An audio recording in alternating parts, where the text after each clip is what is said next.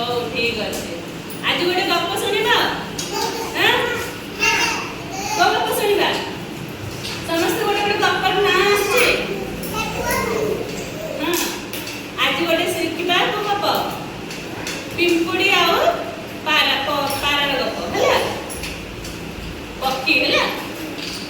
ଗୋଟେ ଜଙ୍ଗଲରେ ହେଲା ବହୁତ ସାରା ଜୀବଜନ୍ତୁ ରହୁଛି, ଜାଣିଛ ନା ନାଇଁ? ପଶୁ ପକ୍ଷୀ ଭଲ ମନ୍ଦ ସମସ୍ତେ ରହୁଛନ୍ତି। ଗୋଟେ ଗଛ ତଳେ ଗୋଟେ ପିମ୍ପୁଡ଼ିଟେ ଘର କରିଥିଲା ହେଲା। ସେ ଦିନେ କଣ ହେଇଛି, ସେ ଗଛ ଉପରେ ଗୋଟେ ପକ୍ଷୀ ରହୁଥିଲା। ଦିନେ କଣ ହେଇଛି, ବର୍ଷା ହେଲା, ଜଙ୍ଗଲରେ ବହୁତ ବର୍ଷା ହେଲା ଆଉ ପାଣି ପଶିଗଲା ଜଙ୍ଗଲରେ। କଣ ହେଲା, ଜଙ୍ଗଲ ଭିତରେ ପାଣି ପଶିଗଲା। ଆଉ ପିମ୍ପୁଡ଼ି ଜାଣିଛ ତ ଛୋଟ ଜୀବଟେ, ସେ କଣ କଲା, ଭାସିବାକୁ ଲାଗିଲା। ଭାସିଲେ ମରିଯିବ ନା ପାଣି ଉପରେ, ତ ସେ ଭାସି ଭାସି ଯାଉଥିଲା।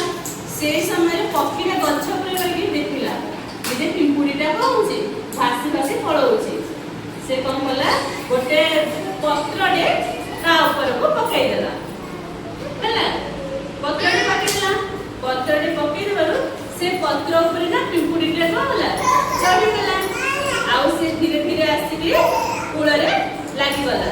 ତା ଜୀବନ ରକ୍ଷା ହେଇଗଲା ହେଲା। ତାପରେ କଣ ହେଇଛି, କିଛି ଦିନ ପଳେଇଛି, ସମୟ ପଳେଇଲା। ସେ ଜଙ୍ଗଲକୁ ଗୋଟେ କଣ ଆସିଲା, ଶିକାରୀ ଆସିଲା। କିଏ ଆସିଲା?